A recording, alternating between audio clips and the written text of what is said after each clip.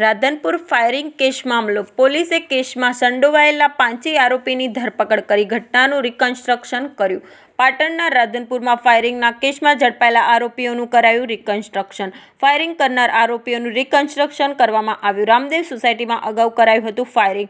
પોલીસે ઘટનામાં 5 ઇસમોને ઝડપ્યા હતા, ત્યારે ઝડપાયેલા 5 આરોપીઓનું આજે રાધનપુર ખાતે રિકન્સ્ટ્રક્શન કરવામાં આવ્યું હતું.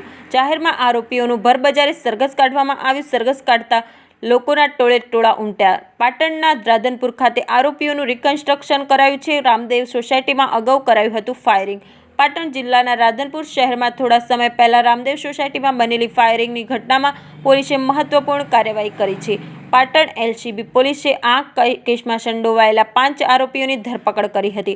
આજે પોલીસે આ ગંભીર ઘટનાનું રિકન્સ્ટ્રક્શન કરાવ્યું હતું. નગરજનોમાં ગુનેગારો પ્રત્યે ડરનો માહોલ દૂર થાય અને લોકોમાં સુરક્ષાની ભાવના જળવાય તે હેતુથી પોલીસે આરોપીઓનું જાહેર સરઘસ પણ કાઢ્યું હતું.